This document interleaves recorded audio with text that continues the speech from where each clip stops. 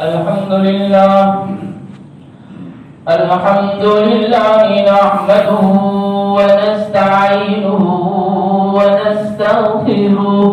ونؤمن به ونتوكل عليه ونعوذ بالله من شرور أنفسنا ومن سيئات أعمالنا من يهده الله فلا مضل له ومن يضلله فلا هادي له ونشهد أن لا إله إلا الله وحده لا شريك له ونشهد أن سيدنا ونبينا ومولانا محمدا عبده ورسوله صلى الله تعالى عليه وعلى آله وأصحابه أجمعين أما بعد فأعوذ بالله من الشيطان الرجيم بسم الله الرحمن الرحيم إن هذا لهو البلاء المبين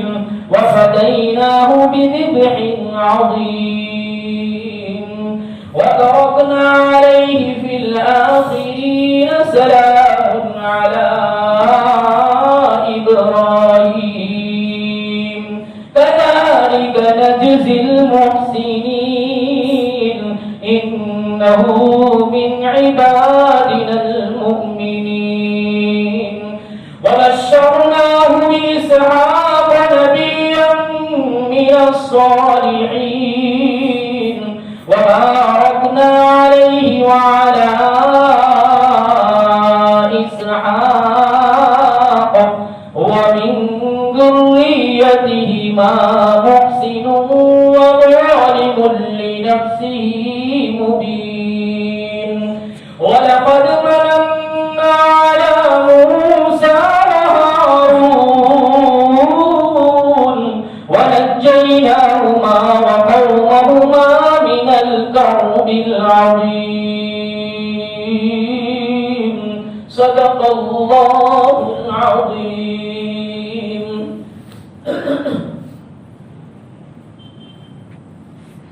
معزز سامعین کرام، ابراہیمی خواب اور خواب کی تعبیر ظاہر ہو گئی اور خواب کی تعبیر کی تکمیل کر دی گئی۔ اب یہاں سوال یہ پیدا ہوتا ہے اور اعتراض یہ ہوتا ہے کہ خواب تو سچا اس وقت ہوتا جب ابراہیم خلیل کو ذبح کر ڈالتے، اور واقعی میں سب جانتے ہیں کہ ابراہیم علیہ السلام کے ذریعے سے اسماعیل علیہ السلام ذبح نہیں ہوئے، تو پھر خواب سچا کیسے ہوگا؟ یہ سوال پیدا ہوتا ہے۔ اس کا جواب مفسرین نے اس اعتبار سے دیا ہے کہ حضرت ابراہیم علیہ السلام نے جو خواب دیکھا تھا اس میں یہ نہیں دیکھا تھا کہ ابراہیم نے اسماعیل کو ذبح کر ڈالا، بلکہ خواب تو یہ دیکھا تھا کہ ابراہیم اسماعیل کو ذبح کر رہے ہیں، چھری چلا رہے ہیں، ذبح کر ڈالا ایسا نہیں دیکھا ہے۔ اور اللہ کی تقدیر بھی یہ تھی کہ اسماعیل سے نسل چلیں، اسماعیل کی اولاد چلیں، اس لیے کہ ابراہیم علیہ السلام کی پشت سے وہ نور نبوت محمد رسول اللہ صلی اللہ علیہ وسلم کا نور حضرت اسماعیل علیہ السلام کے اندر منتقل کر دیا گیا تھا، اور ظاہر ہے کہ جب منتقل اسماعیل میں نور نبوت ہو گیا تو اب چھری کی مجال نہیں کہ اسماعیل کے گلے کو کاٹ سکیں، اس لیے کہ اسماعیل کی پشت میں نور نبوت منتقل ہو گیا ہے۔ اگر اسماعیل کے گلے پر چھری چل جاتی اور ابراہیم علیہ السلام اسماعیل کو ذبح کر ڈالتے، حالانکہ ابراہیم نے خواب دیکھا تھا چھری چلا رہے ہیں، تو حضرت ابراہیم علیہ السلام نے اپنے خواب کو پورا کر دکھایا کہ اسماعیل کے گلے پر چھری چلا دی، اور کنڈ چھری نہیں تھی، بالکل تیز دھاردار چھری تھی، اور اس کو تین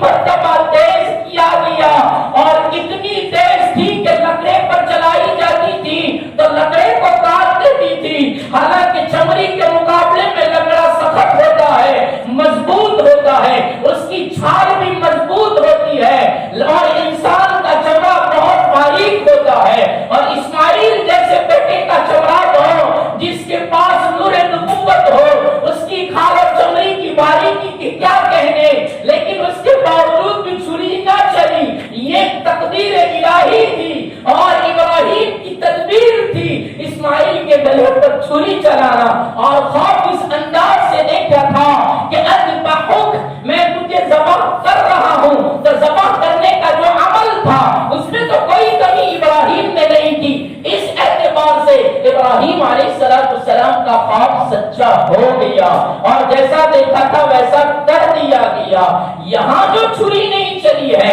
اور خون نہ نکلا، گلا نہ کٹا، یہ تقدیر الہی ہے، اور اگر اسماعیل ذبح ہو جاتے تو اسماعیل سے وہ نور نبوت دوسرے نفوس قدسیہ میں، دوسری پاک نفوس میں اس نور کو منتقل کرنا تھا، یہاں تک کہ عبداللہ تک پہنچ جائے یہ نور نبوت، وہاں تک منتقل کرنا تھا۔ اگر اسماعیل کے گلے پر چھری چل جاتی، ابراہیم ذبح ہو جاتے، تو پھر اللہ کا منشا پورا نہ ہوتا، اللہ کی مشیت، اللہ کا ارادہ پورا نہ ہوتا۔ اس لیے اللہ تبارک و تعالیٰ کی تقدیر سے یہ چھری چلی نہیں ہے۔ اس لیے تو نبی کریم صلی اللہ علیہ وسلم نے فرمایا، جس کے راوی واثلہ بن اسقع رضی اللہ عنہ ہے، واثلہ بن اسقع رضی اللہ عنہ فرماتے ہیں نبی کریم صلی اللہ علیہ وسلم نے فرمایا، اللہ تبارک و تعالیٰ نے حضرت اسماعیل علیہ السلام کی اولاد میں سے کنانہ کو منتخب کیا، اور کنانہ سے اللہ نے قریش کو منتخب کیا، اور قریش میں سے اللہ نے ہاشم کو، بنو ہاشم کو منتخب کیا، اور بنو ہاشم سے اللہ نے مجھ کو منتخب کیا۔ تو اگر اسماعیل ذبح ہو جاتے تو محمد رسول اللہ صلی اللہ علیہ وسلم کی نبوت آنی تھی، نبی کو مبعوث کرنا تھا، یہ اللہ کا منشا تھا۔ اس لیے حضرت اسماعیل علیہ السلام پر چھری نہیں چلی۔ اس کے بعد اللہ تبارک و تعالیٰ کیا فرما رہے ہیں، ان ھذا لہو البلاء المبین، بے شک یہ آزمائش تھی، خواب کا دیکھنا، اسماعیل کو بتانا، اسماعیل کے گلے پر چھری رکھنا، چھری کو چلانا، اور ایک باپ کا کسائی کی طرح، کھاٹی کی طرح، جانور پر چھری چلانے کی طرح اپنے بیٹے کے حلقوم پر، گلے پر، حلق پر چھری کا چلانا، یہ سارا کا سارا ان ھذا لہو البلاء المبین، یہ کھلی ہوئی آزمائش تھی، کھلا ہوا امتحان تھا، اور بالکل صریح اور فصیح انداز میں اللہ کی طرف سے کسوٹی تھی جو ابراہیم پر ڈالی گئی، ابراہیم نے اس کو کر دیا، تو وَفَدَيْنَاهُ بِذِبْحٍ عَظِيمٍ، اس کسوٹی میں کامیاب ہونے پر، اس امتحان میں پاس ہونے پر اللہ فرماتے ہیں ہم نے ذبح عظیم عطا فرما دیا، اسماعیل کی جان کا فدیہ اسماعیل کے بدلے میں ہم نے بذبح عظیم بھیج دیا، ایک بہت عظیم قربانی بھیج دی۔ مفسرین فرماتے ہیں، صاحب معالم العرفان لکھتے ہیں کہ اس سے بذبح عظیم سے صرف قربانی مقصود نہیں تھا، بلکہ بذبح عظیم سے اللہ تبارک و تعالیٰ ایک بہت بڑا اصول بیان فرما رہے ہیں، اس میں اشارہ ہے ایک بہت بڑے اصول کی طرف جو قیامت تک کے لیے فرمایا، فرمایا اصل میں تو صراحت میں تو یہی تھا کہ بیٹے کی قربانی مانگی اور قربانی بیٹی کی ہو جانی چاہیے تھی، لیکن اللہ تبارک و تعالیٰ نے جان کے بدلے میں جانور بھیج دیا، انسان کی جان کے بدلے میں جانور بھیج دیا، اور پھر اس کو اصول بنا دیا اور اس کو قاعدہ بنا دیا کہ ہر ایمان والا قیامت تک ایمان والا جو آئے گا اس کی جان کا، اس کی اولاد کی جان کے فدیے میں ہم نے قربانی کو واجب کر دیا، اور بذبح عظیم میں اصول بیان کر دیا کہ ہر کوئی قیامت تک اس سنت پر عمل کرے گا، اور اس کو وجوب کا درجہ دے دیا، اس کو واجبیت کا درجہ دے دیا، اور فرمایا جس کے اوپر قربانی واجب ہو اس کو قربانی اپنی اولاد کے فدیے میں، اپنی اولاد کی جان کے بدلے میں قربانی کرنا ہے۔ اب انصاف سے بتاؤ، تفسیر سننے والوں اور جو نہیں سنتے ان تک یہ پیغام پہنچا دو، قرآن کہتا ہے بذبح عظیم، جو لوگ دوسری جگہوں پر قربانیاں کرواتے ہیں، دوسری جگہوں پر پیسے بھیج دیتے ہیں، ان کو بتا دو کہ تمہاری اولاد اتنی سستی ہے، تمہاری اولاد کی جانیں اتنی سستی ہے کہ تم نے اپنی اولاد کی جان کے بدلے میں ایک جانور کو دوسری جگہ پر بھیج کر یہ ثابت کر دیا کہ ہمیں ہماری اولاد پیاری نہیں ہے۔ دوسرے صوبوں میں، دوسرے راجیوں میں، دوسری جگہوں پر سستی قربانی کروا کر پیسوں کو بچاتے ہیں اور پیسوں کو سمجھتے ہیں کہ یہی ہمارا سب کچھ ہے۔ اگر دوسری جگہ پر جانور بھیجا، اس کی جگہ پر اگر تمہارا بیٹا مانگا جاتا تو کیا تمہاری اولاد اتنی سستی ہے کہ تم اپنی اولاد کو سستے میں بیچ دیتے؟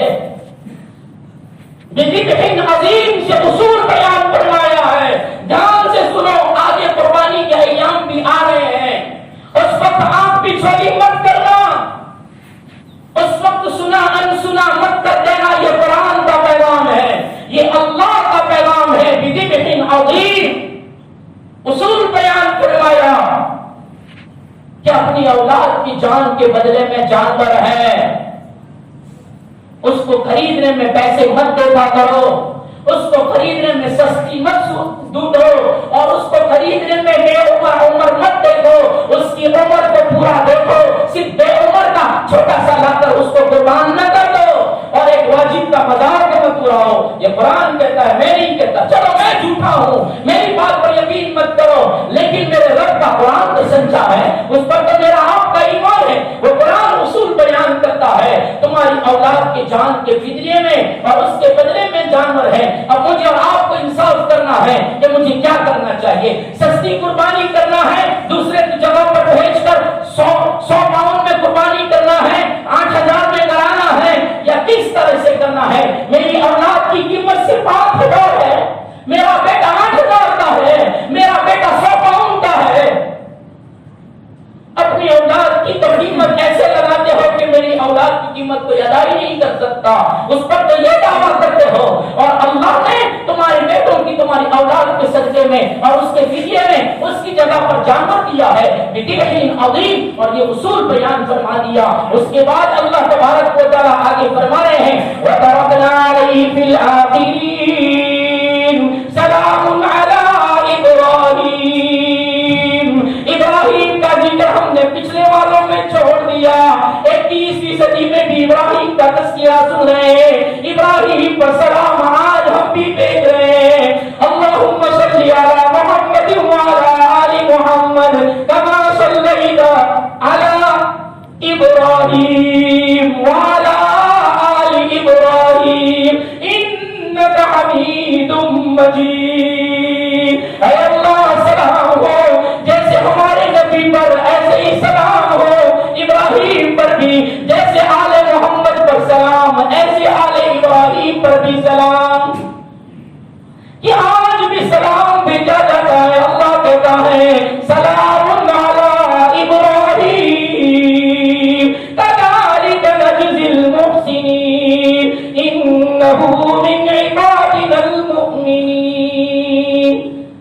ہم نیکوکاروں کو اسی طرح بدلہ دیا کرتے ہیں جس طرح ابراہیم کو ہم نے بدلہ دیا، بیٹے کو پچھاڑ دیا، ہم نے اس کے بدلے میں جنت کا 40 سال چڑھا ہوا میدہ بیچ دیا جس کا خون بھی سرخ اور لال ہے۔ ایسے دمبے کو سرمدی آنکھوں والے دمبے کو ہم نے اس کے صدقے اس کے فدیے میں بھیج دیا۔ ہم نیکی کرنے والوں کے ساتھ اسی طرح معاملہ کیا کرتے ہیں۔ ہم پہلے ان کو تھکاتے ہیں، ہم ان کو لگاتے ہیں، ان کو کھپاتے ہیں، ان کو تھکاتے ہیں، اور اس کے بعد ان کے لگنے تھپنے کے بعد پھر ہم ان کو بدلا دیا کرتے ہیں۔ ہم قربانی مانگا کرتے ہیں، قربانی لیا نہیں کرتے۔ جب بندہ قربانی دینے کے لیے کھڑا ہو جاتا ہے تو پھر اللہ اس قربانی کے بدلے میں اتنا دیتا ہے، کذالک نجزی المحسنین انہ من عبادنا المؤمنین۔ اور وہ ہمارے مومن بندوں میں سے تھا ابراہیم۔ اور جو مومن بنتا ہے، جو ایمان والا بنتا ہے، جو اللہ کے احکام پر جان نچھاور کرتا ہے، اللہ کے احکام پر سر تسلیم کھم کر دیتا ہے، فلما اسلم وتلہ للجبین کر دیتا ہے، پیشانی کو، ماتھے کو اور اپنی جبین کو اللہ کے نام پر جھکا دیا کرتا ہے، تو فرمایا وہ ہمارا مومن بندہ ہوتا ہے۔ اور مومن بننے کے ساتھ ہمارا رویہ، ہمارا برتاؤ، ہمارا سلوک، ہماری طرف سے جزائیں ملتی ہے، ہماری طرف سے بدلے ملا کرتے ہیں۔ ابراہیم علیہ السلام کی قربانی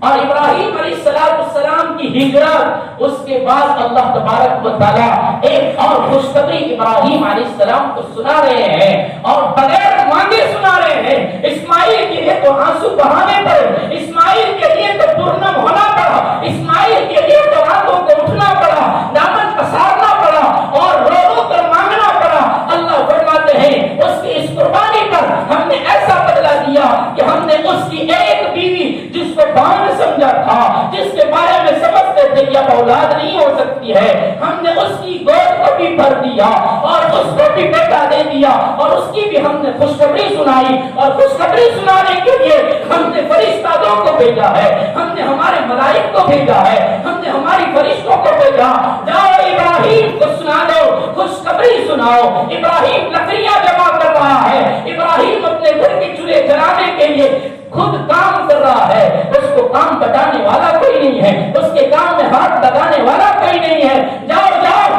ابراہیم 96 سال کی عمر ہے، اور تورات کی روایت کے مطابق تو بائبل کی روایت کے مطابق 99 سال کی عمر، 99 سال یا 96 سال کا بوڑھا آدمی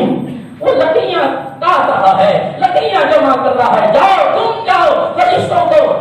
اللہ نے انسانوں کی شکل میں بھیجا، انسان کی شکل ہے اور بالکل امرد ہے، داڑھی بھی نہیں آئی ہے، خوبصورت ہے، ہاں نورانی فرشتہ آیا ہے، انسان کی شکل میں آیا ہے، شکلیں بھی بڑی خوبصورت ہے۔ ابراہیم کے پاس آ گئے، ابراہیم نے دیکھا اتنے خوبصورت انسان، اور یہ انسان یہاں یہ اجنبی لگتے ہیں، مسافر لگتے ہیں، کبھی نہیں دیکھا ہے۔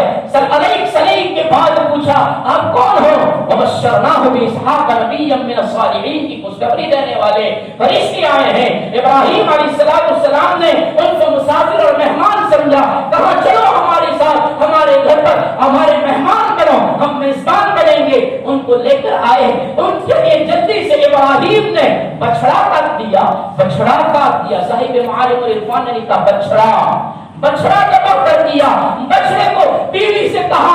سارا سے کہا جلدی کرو اس کو پکاؤ۔ یہ ملک شام کی داستان ہے، اسماعیل کی مکہ کی داستان تھی، یہ شام و فلسطین کی داستان ہے۔ اللہ مکہ میں آنکھیں ٹھنڈا کرانے کے بعد اب شام والی بیوی کی آنکھیں بھی ٹھنڈا کرانا ہے۔ ابراہیم نے کہا مہمان کے لیے جلدی کھانا تیار کرو، بوٹیاں بنائی گئی اور اس کو بھونا گیا، گوشت بھون دیا گیا۔ سارا نے کہا بن گیا ہے۔ ابراہیم علیہ السلام خوان لے کر آئے اور خوان رکھا اور کہا کھائیے، یہ بھونا ہوا کھانا ہے، اور ہمارے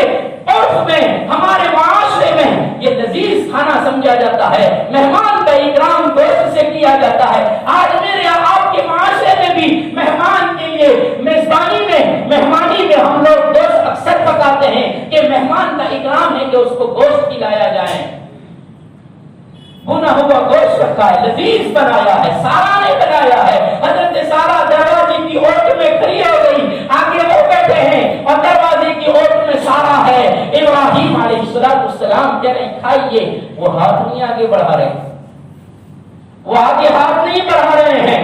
ابراہیم علیہ السلام ڈر گئے، خوفزدہ ہو گئے، مغلوب ہو گئے، یہ کیسے مہمان ہیں، ان کی مہمانی کے لیے ہم نے اتنی ساری جتنتا کی، اتنی ساری محنت کی اور محنت سے پکایا اور یہ کھاتے نہیں ہیں۔ گیس کا زمانہ تھوڑی تھا، لکڑیاں چن کر لا کر کتنے دھوئیں لگے ہیں، آنکھوں میں سے پانی نکلا ہے، آنکھیں لال اور سرخ ہو گئی ہے اور گلے میں بھی دھواں گیا ہے اور یہ کھاتے نہیں ہیں۔ تو فرشتے سمجھ گئے ابراہیم کا چہرہ پسماندہ ہو گیا، ابراہیم کا چہرہ اتر گیا ہے۔ کہاں خلیل اللہ، گھبراؤ نہیں، خوف زدہ مت ہوئیے اور غمگین مت ہوئیے، ہم انسان نہیں ہیں، شکلیں ہماری انسان کی بنائی گئی ہے لیکن ہماری روح انسانوں کی نہیں ہے، ہم تو اللہ کے نورانی مخلوق فرشتے ہیں اور فرشتے کھانے پینے سے مبرہ ہوتے ہیں، فرشتے کھاتے پیتے نہیں ہیں، اس لیے ہم یہ کھانا نہیں کھاتے، ہم تو فرشتے ہیں، ہم تو لوط علیہ السلام کی قوم پر عذاب لے کر آئے ہیں، ان کا بھی آگے ذکر آتا ہے، لیکن ان فرشتوں نے کہا ہم تو لوط کی قوم پر عذاب لے کر آئے، ان کو ہلاک کرنے آئے۔ حضرت ابراہیم علیہ السلام فرمایا میرا بھتیجا لوط، میرا بھتیجا لوط، ہاں اس کی قوم بڑی سرکش ہو گئی ہے اور اس حد تک پہنچ گئی ہے کہ عذاب کا مطالبہ کر رہی ہے۔ اللہ نے ان کے لیے فیصلہ کر دیا ہے، تقدیر کی قلم چل پڑی ہے، تقدیر کے قلم نے سرخ لیتا لگا دیا ہے، سرخ سائن کر دی ہے اور اللہ کا حکم نافذ ہو چکا ہے، وہ قوم ہلاک ہوگی اور ان کی بربادی کے لیے آئے ہیں، لیکن اللہ نے فرمایا ہے ان کی بربادی سے پہلے میرے خلیل کے پاس بھی جانا اور میرے خلیل کو اور اس کی سارا کو جو سالوں سے مغموم ہے اور سالوں سے امیدیں لگائے ہیں، ہاجرہ کے گھر میں بچہ پیدا ہو گیا، 16 سال ہونے آئے اور ایک روایت کے مطابق 13 سال ہونے آئے، یہ اتنے سالوں سے انتظار کر رہے ہیں، جاؤ ان کو بھی خوشخبری سنا دو، تمہارے گھر میں بھی بیٹا ہوگا، جس کو اللہ نے یہاں ذکر فرمایا وَبَشَّرْنَاهُ بِإِسْحَاقَ نَبِيًّا مِنَ الصَّالِحِينَ، ہم خوشخبری دیتے ہیں آپ کو ابراہیم ایک بیٹے کی نام بھی بتا دیا، اسحاق نام ہوگا، اس کی صفتیں بھی بتا دی، نبی بھی بنے گا، صالح بھی بنے گا، نبیوں کی فہرست میں آئے گا اور صالحین کے زمرے میں آئے گا۔ حضرت ابراہیم کو یہ خوشخبری سنائی جا رہی ہے، کس سے آئے گا؟ ہاں اس سے آئے گا جس کے سالوں سے کچھ بھی نہیں ہے، اور سارا کے پیٹ سے آئے گا۔ حضرت سارا دروازے کے بڑے تھی، سنا کر ایک دم تعجب سے بول پڑی کیا مجھے ہوگا بیٹا، کیا مجھے اسحاق پیدا ہوگا؟ ارے میں تو بوڑھی ہو گئی، ہڈیاں بھی کمزور ہو گئی، سروں پہ چاندی کی طرح چمکنے والے سفید بال بھی آ گئے، نا امیدی کی عمر کو پہنچ گئے، موت اور قبر کے قریب پہنچ گئے، کیسے ہو سکتا ہے؟ بہت فرشتوں نے کہا اللہ کی بندی تو اللہ کی قدرت پر تعجب کرتی ہے، یا تو اللہ کی قدرت پر تعجب کرتی ہے، اللہ موت کے گھڑے میں جاتے جاتے بھی دینے پر قادر ہے، تو اس پر تعجب کرتی ہے۔ اللہ نے کہا ہے ہوگا، اور اللہ جو وعدہ کرتا ہے ان اللہ لا یخلف المیعاد، وعدہ کرنے کے بعد وعدہ خلافی نہیں کرتا، جو کہتا ہے وہ کرتا ہے، جھوٹ موٹ کے خالی خالی کے میٹھے میٹھے بول نہیں بولتا کہ صرف اس کو چسکا دے دیا اب وہ انتظار ہی کرتا رہے وعدہ ہی پورا نہ ہو، نہیں ہوگا، اللہ نے کیا ہے ہوگا اور بہت جلد ہوگا۔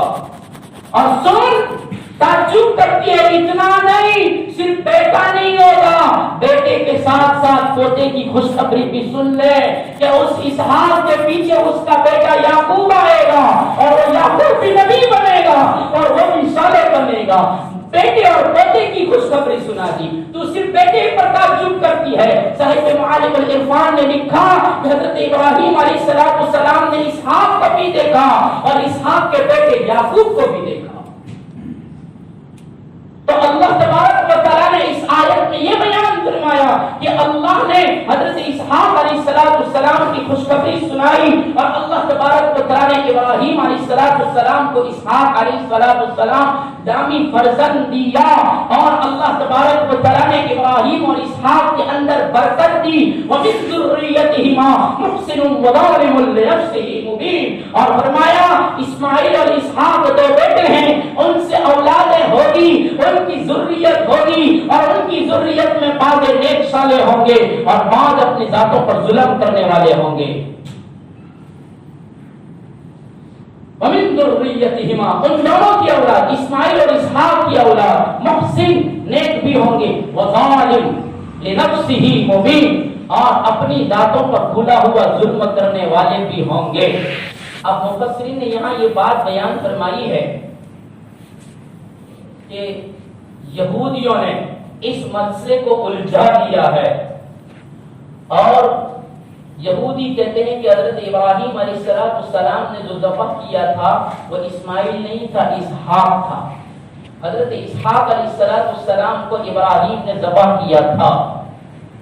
حالانکہ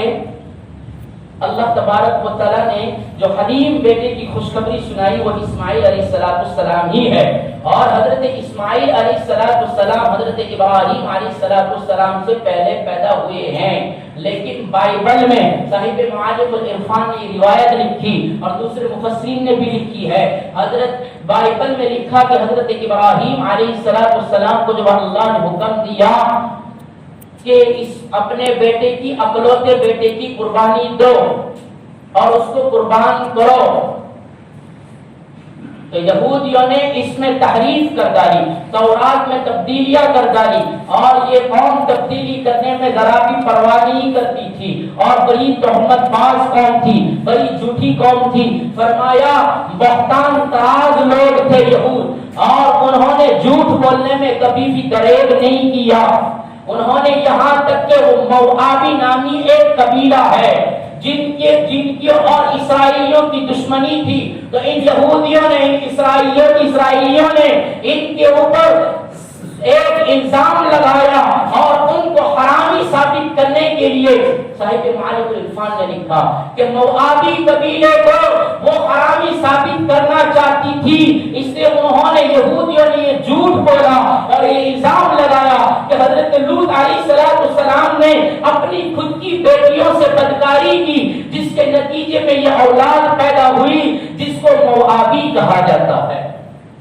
ایک پیغمبر پر اتنا بڑا الزام یہودیوں نے لگایا، اسرائیلیوں نے لگایا اور اتنا بڑا الزام لگا کر موآبی نامی خاندان کو انہوں نے حرامی ثابت کر دیا۔ فرمایا اسی طریقے سے اس جگہ بھی یہودیوں نے جھوٹ اور بہتانی سے کام لیتے ہوئے یہ کہا کہ حضرت ابراہیم علیہ السلام نے حضرت اسحاق کو ذبح کیا تھا، حالانکہ حضرت اسحاق علیہ السلام تو حضرت اسماعیل سے 16 سال چھوٹے ہیں اور جب یہ قربانی والا واقعہ پیش ہوا اور جس وقت ابراہیم علیہ السلام مینا کی گھاٹیوں میں اسماعیل کے گلے پر چھری چلا رہے تھے اس وقت اسحاق کی تو پیدائش بھی نہیں ہوئی تھی۔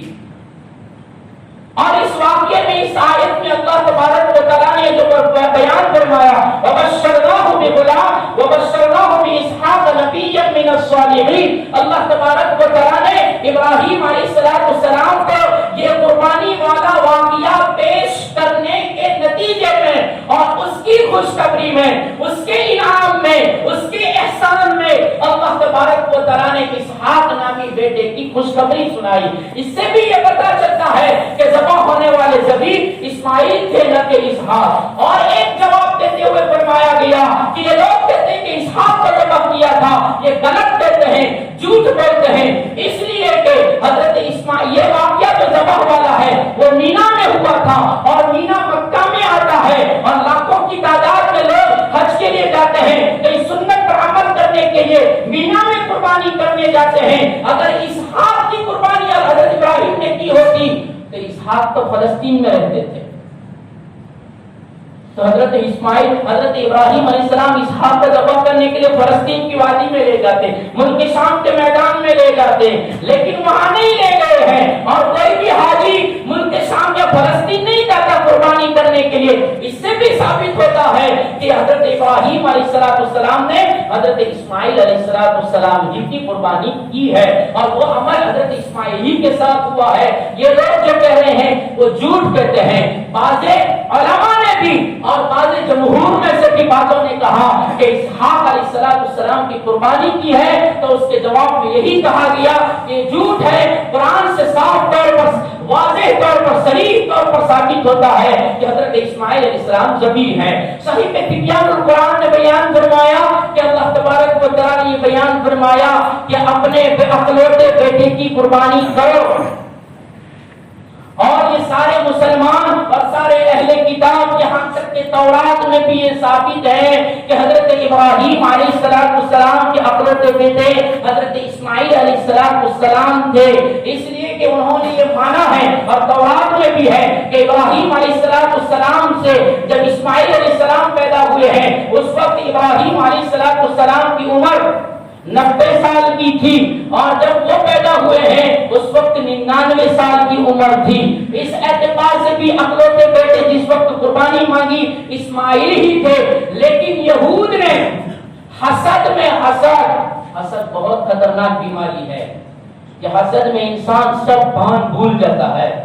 سب بھول جاتا ہے، دوستی بھی بھول جاتا ہے، ماں باپ کو بھی بھول جاتا ہے۔ حسد جب ہوتا ہے نا، حسد پیدا ہو جاتا ہے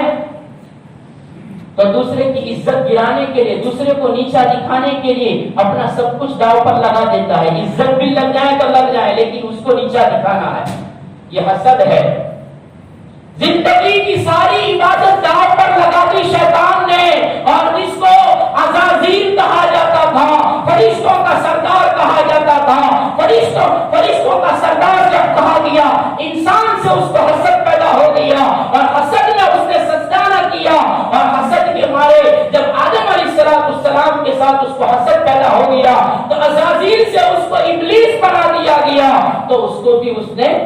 قبول کر لیا کہ میں ابلیس تو بن سکتا ہوں لیکن آدم کے سامنے سجدہ نہیں کر سکتا۔ آخر میں یہ کہا گیا کہ آدم کی قبر پر سجدہ کر لے، آدم کی قبر پر سجدہ کرے گا پھر بھی ہم تجھے معاف کر دیں گے۔ تو کہا کہ جب تو زندہ تھا تو نہیں کیا، اب وہ قبر میں چلا گیا تو کیسے اس کو سجدہ کروں؟ اتنا بڑا حسد، عزازیل سے ابلیس بن گیا، لعین بن گیا، وہ اس نے برداشت کر لیا۔ یہ حسد ایسی چیز ہے کہ یہودیوں نے حسد کے حسد کی وجہ سے وہ جانتے تھے کہ ابراہیم کو جو اسماعیل کو ذبح کرنے کا حکم دیا گیا وہ صحیح تھا، اسحاق ذبیح نہیں ہے، لیکن ان کو آربوں کے ساتھ حسد تھا۔ اس حسد کی وجہ سے ان یہودیوں نے کہا کہ ذبیح اسحاق تھے، اسماعیل نہیں تھے، اور اس کی وجہ یہ بیان فرمائی کہ اسحاق اسرائیلیوں کے والد ہیں اور اسماعیل عربوں کے والد ہیں، اس لیے حسد میں کہا کہ اسماعیل ذبیح نہیں ہے، اسحاق ذبیح ہے۔ اور قرآن نے جو اکلوتا کہا، ہم مانتے ہیں کہ قرآن نے تورات میں کہا گیا، اللہ نے کہا کہ ابراہیم کا اکلوتا بیٹا اسماعیل تھا، لیکن اکلوتے کا معنی یہ ہے کہ اس وقت وہ بیٹا باپ کے پاس موجود نہ ہو، اور اسماعیل علیہ السلام اس وقت اپنی ماں ہاجرہ کے پاس مکہ میں تھے اور اس وقت ابراہیم فلسطین میں تھے، اس سے وہ کہتے ہیں کہ اکلوتا بیٹا اس کو کہا جاتا ہے جو باپ کے پاس اس وقت موجود نہ ہو، تو وہ موجود نہیں تھے اسماعیل، اس لیے وہ اکلوتے نہیں ہوئے۔ حالانکہ اکلوتا اس کو کہا جاتا ہے کہ باپ کا صرف ایک ہی بیٹا ہو، اس کو اکلوتا بیٹا کہا جاتا ہے، نوائی کا بیٹا کہا جاتا ہے۔ تو وہ نو نوائی کے تھے، اکلوتے تھے اسماعیل علیہ السلام، وہی ذبیح ہیں۔ یہ جو کہہ رہے ہیں وہ جھوٹ میں کہہ رہے ہیں۔ ساری تفسیر کھول کر بتا دی گئی، اعتراضات بھی بتا دیے گئے، اس کے جوابات بھی بتا دیے گئے۔ اس کے بعد آخری آیت میں اللہ تبارک و تعالیٰ یہ فرماتے ہیں اسماعیل اور اسحاق دونوں کے خاندان ہوئے، اسحاق علیہ السلام کی خاندان میں لاکھوں لوگ آئے اور لاکھوں قبیلے بنے، اور وہ فلسطین اور شام میں بنے، اور اسماعیل سے سارا عرب آیا، تمام کا تمام عرب یہ اسماعیل کی اولاد ہیں، اور اس میں محمد رسول اللہ صلی اللہ علیہ وسلم پیدا کیے گئے۔ پھر اسماعیل اور اسحاق کی اولاد میں محمد رسول اللہ صلی اللہ علیہ وسلم کے زمانے میں اور آج بھی اور قیامت تک ان کی اولاد میں نیک بھی آئیں گے، بدکار بھی آئیں گے، موحدین بھی آئیں گے اور مشرکین بھی آئیں گے، آتے ہیں، آئے ہیں اور آ رہے ہیں، آتے رہیں گے۔ ومنہم ذریتہما محسن وظالم لنفسہ مبین. اس آیت کے بعد اللہ تبارک و تعالی حضرت موسیٰ اور ہارون کی داستان بیان کر رہے ہیں اور اس کی ابتدا فرمائی وَلَقَدْ مَنَنَّا عَلَى مُوسَىٰ وَهَارُونَ. اور تحقیق کہ ہم نے احسان کیا. اللہ کہتا ہے تحقیق کہ ہم نے احسان کیا. ہم محسن ہیں, ہم احسان کرنے والے. ہم نے موسیٰ پر بھی اور ہارون پر بھی احسان کیے. اللہ نے قرآن کریم میں امت محمدیہ پر اتنے سارے احسانات کیے, کہیں بھی اللہ نے احسان کو نہیں جتایا. ہم نے آنکھیں دی, ہم نے ہاتھ دیے, ہم نے منہ دیا, ہم نے زبان دی, ہاتھ دیے, پاؤں دیے, کلیجہ دیا, پھیپھڑا دیا, سانس لینے کے لیے ناک دی, اندر جاتی باہر نکلتی اور اندر جانے والی گندے غبار کو ناک کے بالوں سے ذریعے روک رکھا اور گندگی اندر نہ جانے دی. صاف ستھری ہوائیں پھیپھڑوں میں پہنچائی اور پھیپھڑوں نے اندر اٹھک بیٹھک کی, بھولے بیٹھے, اٹھنا بیٹھنا بھولنا بند ہونا کیا. سانسیں برابر چلتی رہی. جب اس کے اندر کچرا آ گیا, بلغم جم گیا اور تمہارا کف جم گیا تو پھیپھڑوں نے حرکتیں کرنا بند کرنا شروع کر دیا. اس کی حرکتوں میں نرمی آ گئی اور دھیرا پن آ گیا. برابر پھولتے تھے, بیٹھتے تھے, اب جہاں بیٹھتے ہیں تو اٹھتے نہیں ہیں, اٹھتے ہیں تو بیٹھتے نہیں ہیں. نظام میں گڑبڑ ہو گیا. بلاؤ ان کو جو علاج کرنا جانتے ہیں. علاج کرنے والے نے کہا ارے ذرا آکسیجن چڑھاؤ, بوتل منگاؤ, آکسیجن سے کام نہیں چلتا. فرمایا اس کو وینٹیلیٹر پر چڑھاؤ, وینٹیلیٹر بھی کام نہیں کرتا. فرمایا ان کو اے سی میں لے جاؤ اور ان کو آئی سی یو میں لے جاؤ. آئی سی یو میں لے گیا, پھر بھی نظام نہیں چلتا. اتنا سارا نظام چلانے والا رب کبھی بھی یہ نہیں کہتا ہم نے امت محمدیہ پر احسان کیا. لیکن ایک جگہ پر احسان جتاتے ہوئے فرمایا لقد من اللہ علی المؤمنین اذ بعث فیہم رسولا منہم. تحقیق کہ ہم نے اس امت پر احسان کیا, قرآن سننے والی امت پر ہم نے احسان کیا کہ ہم نے ان میں ہمارا حبیب بھیج دیا, ہمارا پیغمبر بھیج دیا. ابن آدم سے لے کر نوح کے پاس نوح سے چلتے چلتے سب کی پشتوں سے وہ نور نکالتے نکالتے نور محمدی, نور نبوت نکالتے نکالتے عبداللہ تک آ گئے اور عبداللہ کے پاس آ کر عبداللہ کو بھی ذبح کرنے کی کوشش کی گئی کہ عبداللہ کے باپ عبدالمطلب نے خواب دیکھا بیٹے کو ذبح کرو. بیٹے کے ذبح کرنے میں پورا اندازی کی گئی, چٹھیاں اچھالی گئی تو چٹھیاں اچھالنے پر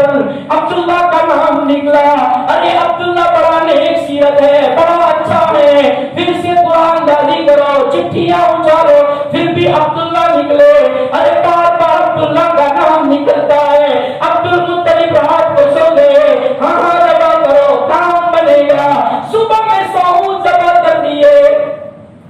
نہیں نہیں, عبداللہ کی قربانی مانگتے ہیں. نور نبوت عبداللہ کی پشت میں, عبداللہ کی پیٹھ میں محمد رسول اللہ آنے والے. عبداللہ کی جگہ پر اللہ نے اونٹوں کی قربانیوں کو منظوریت دے دی. پھر عبداللہ سے محمد رسول اللہ آ گئے تو اللہ نے فرمایا لقد من اللہ علی المؤمنین اذ بعث فیہم رسولا منہم. یہاں بھی اللہ نے موسیٰ پر, ہارون پر, یہاں تو امت پر احسان نہیں جتایا جاتا, وہاں نبیوں پر احسان جتا رہا ہے اللہ کہ ہم نے موسیٰ اور ہارون پر احسان کیا. کیا احسان کیے؟ یہاں تو اتنا کہہ دیا وَلَقَدْ مَنَنَّا عَلَى مُوسَىٰ وَهَارُونَ. ہم نے موسیٰ اور ہارون پر احسان کیے. کیا احسان کیے؟ کون سے احسانات تھے کہ جس کی وجہ سے اللہ نے کسی کے بارے میں یہ نہیں فرمایا اور موسیٰ اور ہارون کے بارے میں یہ فرمایا کہ ہم نے ان دونوں پر احسان کیے. کیا احسان فرمائے؟ مفسرین فرماتے ہیں دنیاوی احسان, دینی احسان. دینی احسان میں اللہ تبارک و تعالیٰ نے علم دیا, عمل صالح کی توفیق دی اور اللہ تبارک و تعالیٰ نے سب سے اعلیٰ جو احسان احسان کیا، ان دونوں کو اللہ نے نبوت و رسالت معجزات کے ذریعے سے دیا۔ نبوت بھی دی، رسالت بھی دی، اور معجزات اور اس کی تفصیلات بھی عطا فرمائی۔ یہ دینی احسانات ہے۔ دنیاوی احسانات، اللہ نے عقل دی، اللہ نے پرورش فرمائی، اور پرورش کا انداز بھی کیسا نرالا وہ بھی بیان ہوگا۔ فرمایا پرورش اللہ نے فرمائی، اور کیسے عجوبہ انداز سے پرورش فرمائی، اور کیسے خطرناک ماحول میں پرورش فرمائی۔ تو یہ دنیاوی احسان، پرورش کرنا، عقل کا دینا، سلامت رکھنا، یہ سارے، اور ظالم کے ظلم سے چھٹکارا دینا، ہارون اور موسیٰ کے ساتھ اس کی پوری قوم کو فرعون کے ظلم سے اور ظالم قوم سے چھٹکارا دینا، یہ سارے دنیاوی منافع ہیں اور دنیاوی احسان ہے۔ اللہ اس کو بیان فرما رہے ہیں۔ اس میں سب سے پہلا احسان اللہ نے سرفراز فرمایا نبوت سے۔ اس کی داستان بیان فرماتے ہوئے امام سدی رحمۃ اللہ علیہ فرماتے ہیں کہ حضرت موسیٰ علیہ السلام جب ان کے مصر سے ہجرت کر کے مدین پہنچے تھے اور مدین وہاں رہے ہیں، صاحب معالم التنزیل فرماتے ہیں حضرت موسیٰ علیہ السلام 20 سال تک مدین میں رہے۔ کتنے؟ 20 سال تک مدین میں رہے ہیں۔ تو مدین سے سفر واپس آ رہے تھے اپنی بیوی کے ساتھ، اور وہ وادی کا معاملہ، اور وہ جنگل کا معاملہ، اور وہ ٹھنڈی کی رات اور ٹھنڈی کا چڑھنا، درد ذہ کا ہونا اور تکلیف کا ہونا، اور ساتھ میں کوئی نہ ہونا، ایک غلام کا ہونا، اور حضرت موسیٰ علیہ السلام کا یہ کہنا بیوی کو کہ یہی ٹھہر، میں ابھی آتا ہوں کوئی روشنی طلب کر کے۔ روشنی طلب کرنے کے لیے گئے تو میدان میں چھوڑ کر گئے تھے، جنگل میں ایک جگہ پر چھوڑ کر گئے تھے، اس کے سامنے وادی تھی، اور وادی فرمایا ایک پہاڑ کی شکل تھی۔ وہاں اللہ تبارک و تعالیٰ نے روشنی دکھائی تھی، وہاں پہنچے اور وہاں پہنچ کر دیکھا کہ ادھر تجلی تھی۔ وہ ساری داستان ہم سب جانتے ہیں، لیکن مفسرین نے احسان ذکر فرمایا کہ اللہ نے کیا احسان کیا۔ تو فرمایا موسیٰ علیہ السلام وہاں پہنچے ہیں تو فرمایا اللہ تبارک و تعالیٰ نے فَلَمَّا أَتَاهَا نُودِيَ يَا مُوسَىٰ إِنِّي أَنَا رَبُّكَ فَاخْلَعْ عَلَيْكَ إِنَّكَ بِالْوَادِ الْمُقَدَّسِ طُوًى۔ اور موسیٰ آگ تلاش کرنے آیا، بیوی کی پریشانی کو دیکھا، بیوی کی ٹھنڈی کو دیکھا، اس کے درد و تکلیف کو دیکھا، تو اس کی ٹھنڈی کو مٹانے کے لیے تو اس کی جستجو میں نکلا، اور تو آگ طلب کرنے آیا۔ ہم تیری طلب میں ہے، تو بیوی کی طلب میں ہے، تو بیوی کی تکلیف دور کرنا چاہتا ہے، ہم امت کی تکلیف کو دور کرنا چاہتے ہیں، ہم قوم کی تکلیف کو دور کرنا چاہتے ہیں، ہم انسانیت کو جہنم سے بچانا چاہتے ہیں، اور ہم تیری جستجو میں ہے، ہم تجھے کچھ دینا چاہتے ہیں۔ آجا آجا، ایک مقدس جگہ آ گیا ہے، مقدس وادی میں آ گیا ہے، جس کو وادی طویٰ کہا جاتا ہے۔ تو وادی طویٰ میں آیا ہے، بہت پاک جگہ ہے، اور پاک جگہ پر جوتے چپل پہن کر نہیں جاتے، اس کو اتار دے۔ ہاں یہ پگٹھیے ہیں نا، یہ مسجد کے پگٹھیوں پر بار بار بورڈ لگایا گیا، ہاں یہ بالکل یہ بیٹھنے کے لیے نہیں بنایا ہے، بالکل نہیں بنایا ہے، لیکن یہ پگٹھیے اس لیے بنائے ہیں کہ گھر سے وضو کر کے جو آتے ہیں نا، وہ نیچے چپل اتارتے ہیں اور اپنے ہاتھ میں چپل لے کر یہاں آتے ہیں، تو ان کا وضو والا پاؤں ہوتا ہے وہ تمہارے چپل کی گندگی پر لگتا ہے، اور اس کی وجہ سے اس کا وضو ٹوٹتا ہے، وہ وضو نہیں کرتا، وہ نماز پڑھ لیتا ہے، بیچارہ جاہل ہے نہیں جانتا، وضو کر لیتا ہے گندگی کے ساتھ نماز پڑھ لیتا ہے، اس کا گناہ تم کو ہوگا جنہوں نے چپل اتارے ہیں۔ نہیں مانتے، دروازے کے پیچھے کاٹ نکالتے ہیں، پر دروازے کے پیچھے لا کر چھپاتے، کون لے جائے گا، کون لے جائے گا؟ رکھو، اس کے لیے نیچے بنائے ہیں، چپل رکھنے کے لیے کتنی محنت سے کتنا مہنگا پتھر استعمال کر کے کھانے بنائے ہیں، اس میں رکھو۔ بہرحال حضرت ابراہیم موسیٰ علیہ السلام کو اللہ نے کہا پاک جگہ ہے، اور پاک جگہ پر چپل بوٹ پہن کر نہیں آتے، جوتے پہن کر نہیں آتے، اس کو نکالو اور آپ ادھر آؤ۔ پھر بلایا اور پھر وہ نبوت سے سرفراز فرمایا۔ امام سدی رحمۃ اللہ علیہ فرماتے ہیں جب نبوت سے سرفراز کیا گیا، ہم کلامی سے مشرف کر کر دیا گیا. اور دعوت و تبلیغ پر کامیابی اور کامرانی کا مدعا اللہ نے سنا دیا کہ دعوت اور تبلیغ کا کام کریں گے اصول اور آداب کے ساتھ. من والی تبلیغ نہیں, من کی چاہت والی نہیں, اصول اور آداب کے ساتھ دعوت و تبلیغ کرو گے تو کامیابی ضروری ہے. یہ مصدع اللہ نے سنایا اور کہا بجاؤ. تو وہاں وادی طوا سے نیچے اتر کر اپنی بیوی کو تلاش کرنے کے لیے اس جنگل میں آئے جہاں چھوڑ کر گئے تھے. وہاں بیوی بھی انتظار کر رہی تھی, بچہ بھی پیدا ہو گیا تھا اور اللہ نے سارا انتظام کر دیا تھا. بیوی کی ٹھنڈی بھی دور ہو چکی تھی اور اس موسیٰ کو نبوت بھی مل چکی ہے. اب آنے کے بعد بیوی سے کہہ رہے ہیں اب امتثال حکم میں اللہ کا حکم ہے اس کو پورا کرنے کے لیے مصر جانا ہے. اب تو ہم جا رہے تھے اس نیت سے کہ ہم ہمارے وطن اور ہمارے گھر جا رہے ہیں. اب گھر تو جائیں گے لیکن رہنے کے لیے نہیں. امتثال حکم میں اللہ نے حکم دیا ہے, نبوت دی ہے اور اس نبوت کو پورا کرنے کے لیے ہمیں جانا ہے. اور پھر بیوی سے کہا سن,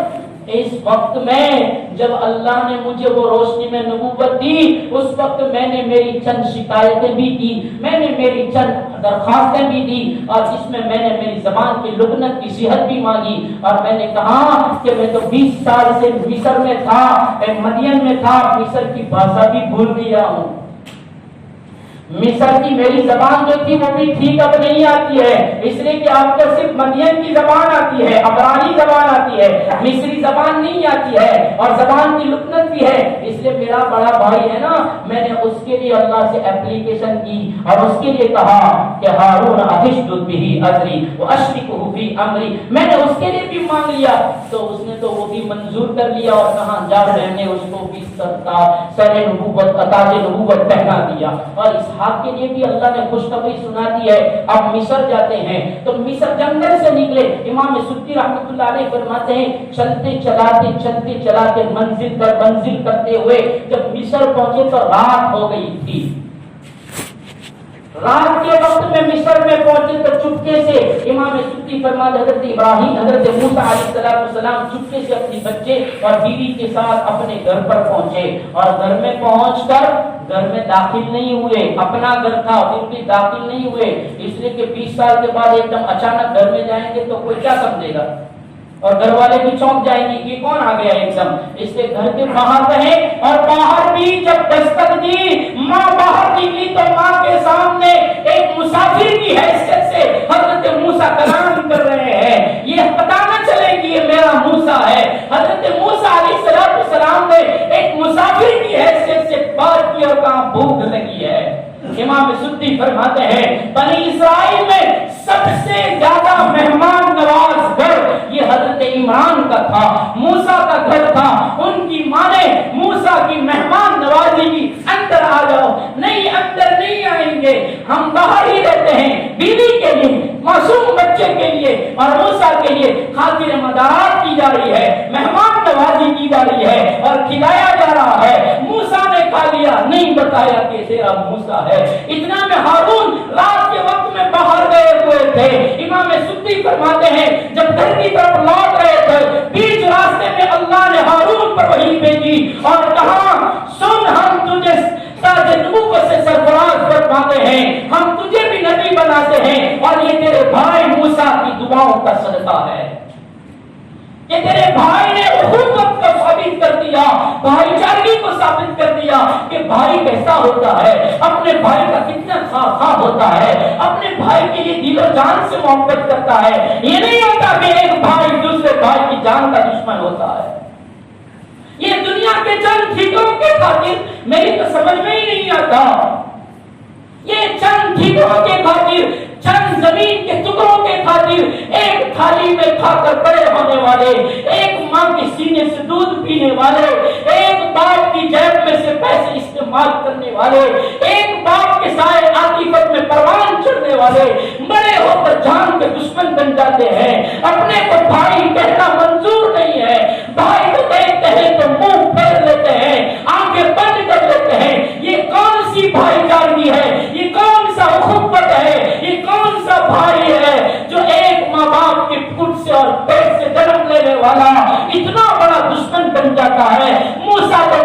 سال کے بعد بھی کہہ رہا ہے اے اللہ میرے بھائی کو بھی میرا وزیر بنا دے، میرا ہم سفر بنا دے اور اس کو بھی نبوت دے دے۔ وزیر میں تو صرف ساتھ میں بھی کر دیا جاتا،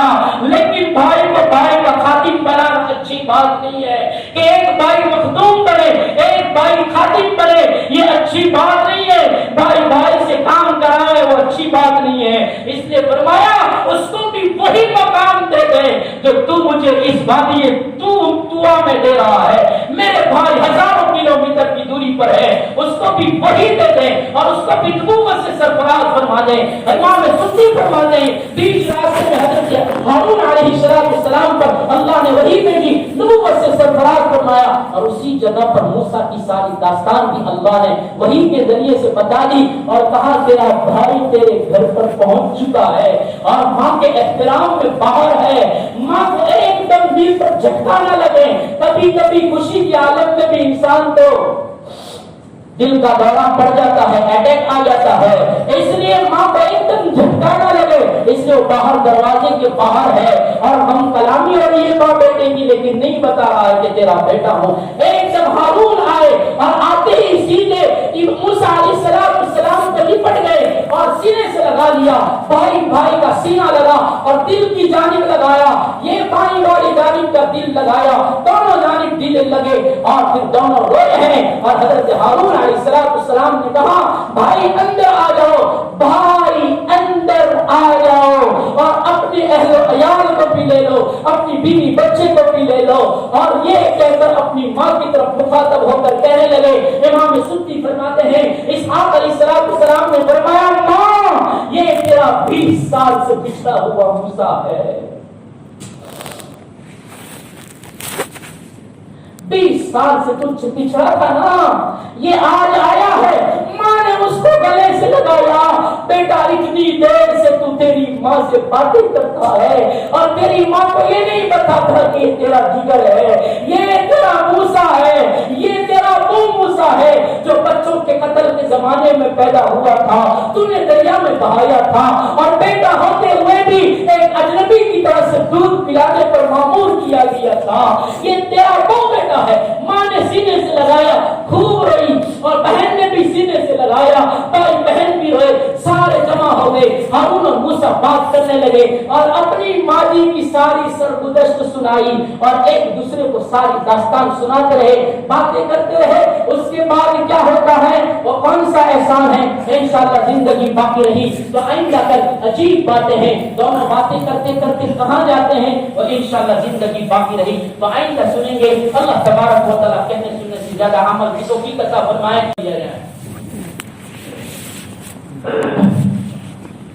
بسم الله الرحمن الرحيم الحمد لله لك الحمد كله ولك الشكر كله بيدك الأمر كله وإليك يرجع الأمر كله اللهم لا نحصي ثناء عليك أنت كما أثنيت على نفسك يا رب صل وسلم دائما أبدا على حبيبك خير الخلق كلهم يا حي يا قيوم برحمتك نستغيث يا حي يا قيوم برحمتك نستغيث يا حي يا قيوم برحمتك نستغيث اللهم اغفر لنا وارحمنا اللهم اغفر لنا وارحمنا اللهم اغفر لنا ورحمنا۔ اے اللہ اتم من النار کے عشرے کے پہلے دن میں یا اللہ عصر کے بعد یا اللہ قرآن کی باتیں سن کر یا اللہ جلیل القدر پیغمبروں کی داستانیں سن کر اے اللہ آپ کی قدرت کے کرشمے سن کر یا اللہ اے اللہ آپ کی قدرت کے خزانے سن کر ہم نے دامن پسارے ہیں۔ اے کریم آقا قرآن حق ہے، قرآن کی ایک ایک بات حق ہے۔ اے اللہ بے شک آپ قربانی مانگتے ہیں، قربانی لیا نہیں کرتے اور اللہ کریم آپ اچھا عمل کرنے والوں کے ساتھ بہترین معاملہ کیا کرتے ہیں۔ محسنین بے شک آپ ایسا ہی کرتے ہیں۔ یا اللہ آپ وعدہ خلافی نہیں کرتے۔ یا اللہ ہم ہی نکمے ہیں، ہم ہی نکمے ہیں، ہم ہی نکمے ہیں، ہم ہی نالائق ہیں۔ یا اللہ ہم ہی نالائق ہیں کہ اللہ نعمتوں کو استعمال کر کے کبھی شکر ادا نہیں کرتے۔ اے اللہ نعمتیں دینے والے منعم کو کبھی یاد نہیں کرتے، احسان کرنے والے آپ جیسے محسن کو یاد نہیں کرتے۔ اے اللہ آج تم من النار کی عشرے کی پہلی شام میں آپ کو یاد کرتے ہیں، آپ کو پکار رہے ہیں، اے اللہ آپ سے مدد طلب کر رہے ہیں، آپ سے معافی مانگ رہے ہیں، معاف کر دیجئے، معاف کر دیجئے، معاف کر دیجئے، سگائی کبائی سب کی توبہ کرتے ہیں، توبہ کو منظوریت دے دیجئے، توبہ کو جمع دیجئے، توبہ نصوحہ کی توفیق دے دیجئے، آئندہ گناہوں سے بچا دیجئے، اور مولا کریم آپ کا نیک صالح بندہ ہم سب کو بنا دیجئے، مقربین میں شامل فرما دیجئے، متقین میں شامل فرما دیجئے، خاشعین میں شامل فرما دیجئے، صائمین میں شامل فرما دیجئے، قانتین میں شامل فرما دیجئے۔ اے اللہ راضی ہو جائیے، راضی ہو جائیے، امت پر سے اپنے غضب کو اٹھا لیجئے، یا اللہ بیماری کی وبا کو اٹھا لیجئے۔ اے اللہ لوگ بہت پریشان ہیں، یا اللہ روز مٹی کے حوالے ہونے والے جنازوں کو دیکھ کر یا اللہ ہمیں عبرت حاصل کرتے ہوئے آپ کو راضی کرنے والے اعمالوں کی توفیق دے دیجیے۔ یا اللہ روزانہ کسی نہ کسی کو یا اللہ دفنایا جا رہا ہے، اے کریم اللہ گزشتہ رات ہماری یوسف بھائی کے بہن اور بہنوں ایک ایک گھنٹے کی انتر پر یا اللہ دونوں رخصت ہو گئے، 12 بجے بہنوں کو دفن کیا، 2 بجے خبر آئی کہ بہن کی بھی انتقال ہو گیا۔ یا اللہ آج یونس بھائی واپس 2-3 دن پہلے انتقال کر گئے، آج ان کی بہنیں انتقال کر گئی، چند مہینے پہلے ان کے بہنوں اور ان کے بھائی ان کے ازواج بھی رخصت ہو گئے۔ یا اللہ کن کن کے نام ہم شمار کریں، اے اللہ ہزاروں کی تعداد میں ایمان والے یا اللہ سپرد خان ہو گئے، ان سب کی شہادتوں کو قبول فرمائیے، ان سب کی بیماریوں کو رفع درجات کا ذریعہ بنائیے۔ یا اللہ نم کنوں میں عروس کا مدعا سنا کر سب کو میٹھی نیند سنائیے، سب کے رشتہ داروں کو، سب کی اولادوں کو، گھر والوں کو صبر جمیل عطا فرمائیے، اور جو لوگ بیماری کے بستروں پر ہیریا کر رہے ہیں یا اللہ جن کے پھیپھڑوں میں اٹھ بیٹھک بند کر دیے ہیں، اے اللہ سانسوں کا آنا جانا مشکل ہو رہا ہے، اے اللہ ان کے حافظے سے مقدر فرمائیے۔ اے اللہ وہ تو وہی جانتا ہے جس پر یہ درد ہوتا ہے، جو بیماری کا شکار ہوتا ہے اس کا درد وہی جانتا ہے۔ اے اللہ ہمیں تو نے سلامت رکھا ہے، اے اللہ آپ نے ہمیں محفوظ رکھا ہے، اے اللہ موت تک سلامتی عطا فرمائیے۔ آپ ہی محافظ ہیں، آپ ہی سے کہتے ہیں نعم المولا و نعم النصیر، بہترین مولا، بہترین کفالت کرنے والے، بہترین وکالت کرنے والے، بہترین نصرت و مدد کرنے والے آپ ہی ہیں۔ امت کی مدد فرمائیے، عافیت مقدر فرمائیے۔ یا اللہ جو سلامت ہیں ان کو، ان کی اولادوں کو، ان کی نسلوں کو یا اللہ سلامتی کے یا اللہ فیصلے فرما دیجیے۔ اے اللہ انسانیت پر ایک مرتبہ اور رحم کر دیجیے۔ بے شک مولا ہماری پلٹ والیوں نے یا اللہ ہماری ہر دھرمیوں نے، ہمارے ضدی پڑے نے ہمیں حالات کا شکار بنایا ہے۔ ہم آپ کے گھر میں آ کر بھی ضد نہ بھولیں، وہی ضد، وہی قدر کسی کہنے والے کا نہیں سنتے، کوئی رہبری کرتا ہے تو نہیں مانتے، اسی رہبر کو دوشت قرار کرتے ہیں، اسی رہبر پر تانا کستے ہیں۔ اے اللہ ہم تعبیر کے لیے کرتے ہیں، اخلاص کر دیجئے یا اللہ آپ کے لیے کرتے ہیں اور کرتے رہیں، موت تک اس عظیم خدمت کے ساتھ لگائے رکھنے کے فیصلے فرما دیجئے۔ یا اللہ بے ادبیوں کی وجہ سے قرآن سے اور قرآن کی خدمت سے محروم نہ فرمائیے۔ اے اللہ راضی ہو جائیے، معتکفین کے اعتکافوں کو قبول فرمائیے۔ یا اللہ ان کا بیٹھنا ان کے لیے بھی، پوری بستی کے لیے، پوری انسانیت کے لیے ہدایت کا ذریعہ بنا دیجیے۔ اے اللہ کہتے بند میں جو لوگ ہیں ان کی رہائی کے بھی اسباب پیدا فرمائیے، مسجدوں میں، مدرسے میں، قبرستان میں دینے والوں کی عطیوں کو قبول فرمائیے، دنیا آخرت میں بہترین بدلہ عطا فرمائیے، ان کے مرحومین کی روحوں تک اس کا ثواب پہنچا کر جنت الفردوس میں جگہ عطا فرمائیے۔ دعاؤں کو اپنے بدل سے نبی کریم صلی اللہ علیہ وسلم کے صدقے طفیل میں منظور فرمائیے۔ وصلی اللہ علی النبی الکریم برحمتک یا